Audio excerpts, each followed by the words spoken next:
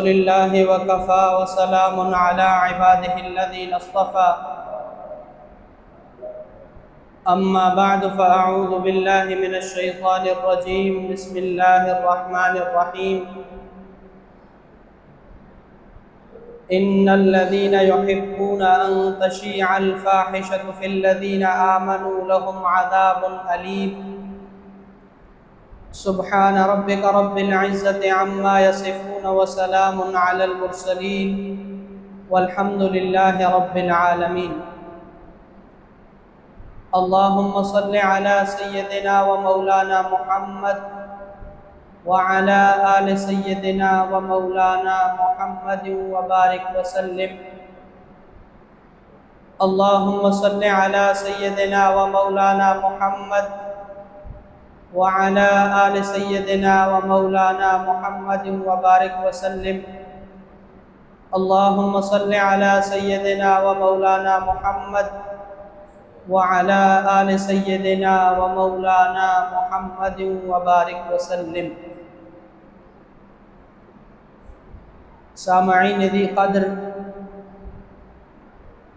اسلامی سال کا پہلا مہینہ یعنی محرم الحرام شروع ہو چکا ہے، اور محرم الحرام کا مہینہ ان مہینوں میں سے ہے جن کو اللہ تبارک و تعالی نے اشہر حرم قرار دیا ہے، یعنی حرمت والے مہینے، اور اس مہینے کی فضیلت اور افضلیت اسلام کے اندر بہت زیادہ ہے۔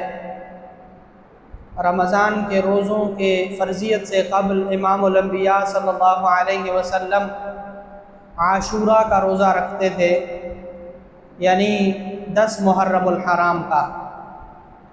مفسرین نے لکھا ہے کہ 10 محرم الحرام کے دن کو خاص فضیلت حاصل ہے اس کائنات کی تخلیق اور تخریب کے اندر، یعنی اللہ تبارک و تعالی نے جس دن اس زمین کو پیدا فرمایا تو وہ 10 محرم الحرام کا دن تھا، اور اسی طرح جس دن حضرت آدم علیہ السلام کو اللہ تبارک و تعالی نے روح پھونکی اور ان کو روح عطا فرمائی تو وہ بھی 10 محرم الحرام کا دن تھا۔ اور اسی طرح حضرت موسیٰ علیہ السلام جب لشکر فرعون سے بچ کر نکلے دریا سے اور فرعون غرق آب ہوا تو وہ بھی 10 محرم الحرام کا دن تھا۔ اور حضرت یونس علیہ السلام 40 دن مچھلی کے پیٹ میں لا الہ الا انت سبحانک انی کنت من الظالمین کا ورد کرتے رہے، اور جس دن وہ مچھلی کے پیٹ سے باہر آئے تو وہ بھی 10 محرم الحرام کا دن تھا۔ اور امام الانبیاء صلی اللہ علیہ وسلم کی ایک حدیث کا مفہوم ہے کہ قیامت کا دن بھی 10 محرم الحرام کا دن ہوگا۔ تو اس اعتبار سے مفسرین نے لکھا ہے کہ 10 محرم الحرام کو خاص افضلیت حاصل ہے کائنات کی تخلیق اور تخریب میں۔ اور امام الانبیاء صلی اللہ علیہ وسلم کے ارشاد کے مطابق رسول اللہ صلی اللہ علیہ وسلم نے کئی سال قبل یہ پیشن گوئی فرمائی تھی کہ ایک بدبخت ٹولہ میری اولاد کو قتل کرے گا، تو یہ جو حادثہ فاجعہ ہوا اور تاریخ اسلام کا ایک دردناک باب وہاں ہوا کہ امام الانبیاء صلی اللہ علیہ وسلم کے پیارے نواسے کو شہید کر دیا گیا، تو وہ بھی 10 محرم الحرام کا دن تھا۔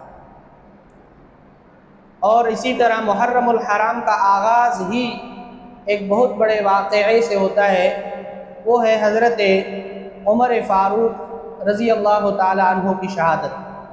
28 ذی الحج کو حضرت امیر المؤمنین حضرت عمر فاروق رضی اللہ تعالی عنہ مصلی پر نماز پڑھا رہے ہیں، فجر کی نماز ہے، اور آپ نماز کی تلاوت فرما رہے تھے کہ اتنے میں ایک مجوسی غلام نے حضرت عمر رضی اللہ تعالی عنہ پر سخت خنجر کے وار کیے، پہ در پہ 3 وار اس طرح کیے کہ حضرت عمر رضی اللہ تعالیٰ عنہ کا بایاں پہلو کٹ گیا اور آنتمیاں باہر آ گئی، اور یہ زخم اس قدر گہرا تھا کہ لکھا ہے کہ جب حضرت عمر رضی اللہ تعالیٰ عنہ کو دودھ پلایا جاتا تھا تو وہ بھی آنتیوں کے ذریعے سے باہر آ جاتا تھا، اس قدر گہرا زخم تھا۔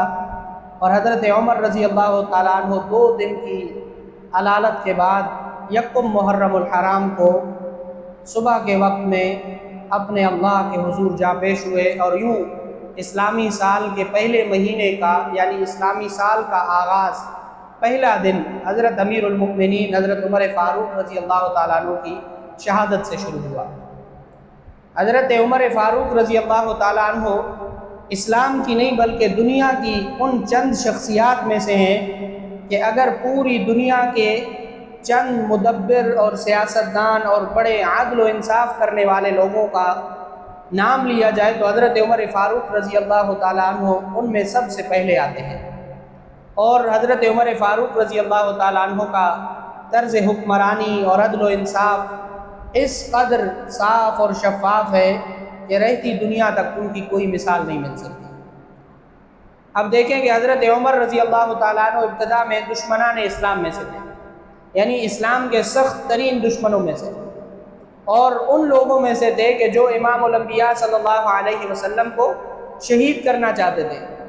اور واقعہ بھی یوں ہوا کہ حضرت عمر رضی اللہ تعالیٰ عنہ ایک مجلس ندوہ میں بیٹھے ہیں، کفار کی مجلس ہے، مشورہ ہو رہا ہے کہ بھئی محمد الرسول اللہ صلی اللہ علیہ وسلم جو ہمارے باپ دادا کے دین کو غلط کہتے ہیں اور ہمارے بتوں کو برا بھلا کہتے ہیں، کوئی ایسا نوجوان ہو کہ جو اٹھے اور ان کو نعوذ باللہ الیاذ باللہ قتل کر دے تاکہ یہ قصہ یہیں پر ختم ہو جائے۔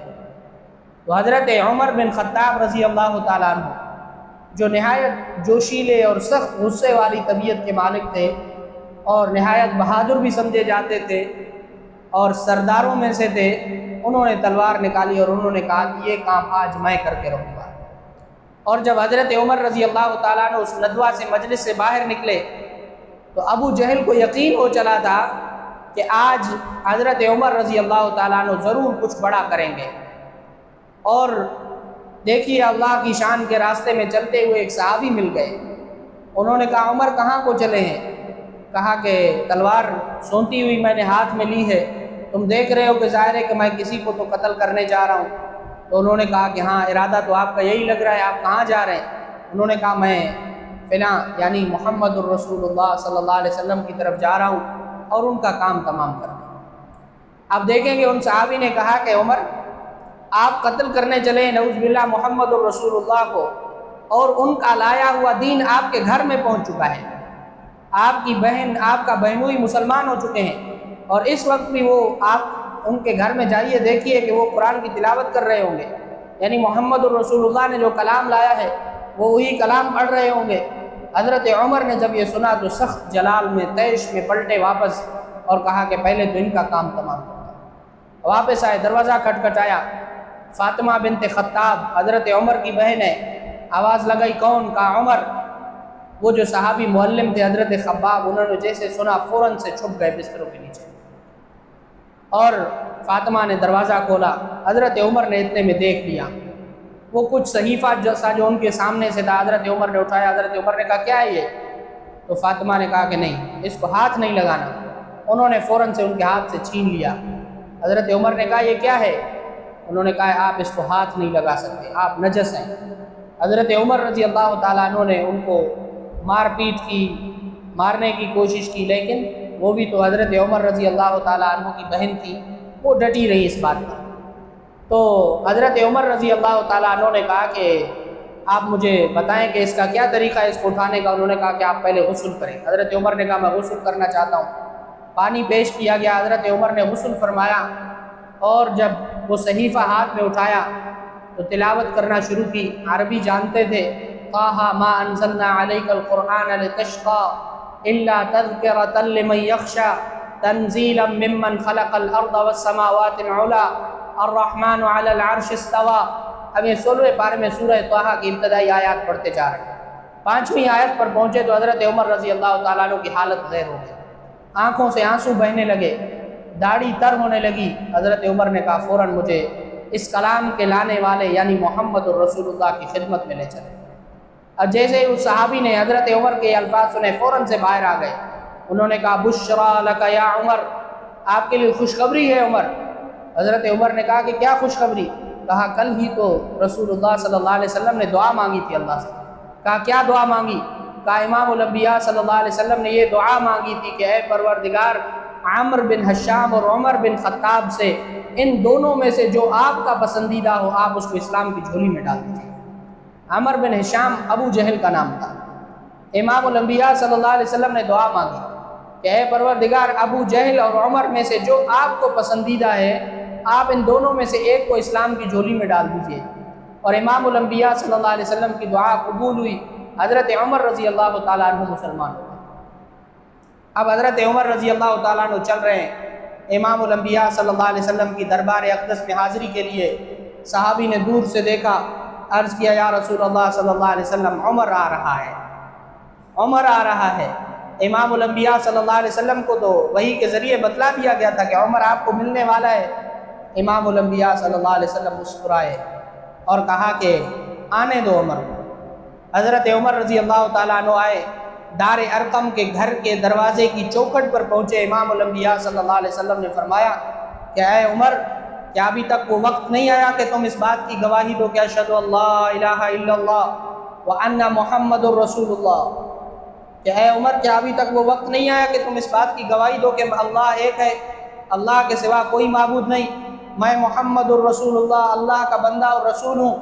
تو حضرت عمر رضی اللہ تعالیٰ عنہ نے فرمایا الآن یا رسول اللہ اشہد اللہ الہ الا اللہ واشہد ان محمد الرسول اللہ. حضرت عمر نے کہا یقیناً یا رسول اللہ وہ وقت آ گیا ہے, اور فوراً سے کلمہ شہادت بلند کیا اور اشہد اللہ الہ الا اللہ کا کلمہ بلند کیا. ظہر کا وقت ہوا, کسی صحابی نے اذان دی تو حضرت عمر رضی اللہ تعالیٰ عنہ کہنے لگے یا رسول اللہ صلی اللہ علیہ وسلم یہ کیا ہے؟ امام الانبیاء صلی اللہ علیہ وسلم نے فرمایا یہ ظہر کی نماز کا وقت ہے, مسلمان نماز پڑھیں گے. حضرت عمر نے کہا یا رسول اللہ صلی اللہ علیہ وسلم یہ حکم تو ہمیں پھر بیت اللہ میں کرنا چاہیے, یہ نماز ہمیں کہاں پڑھنی ہے؟ بیت اللہ میں پڑھنی چاہیے. رسول اللہ صلی اللہ علیہ وسلم نے فرمایا کیا تم نہیں دیکھتے اپنے بھائیوں کے حال کو کہ وہ کس قدر مسلمانوں کو زد و گوب کرتے ہیں, تشدد کرتے ہیں؟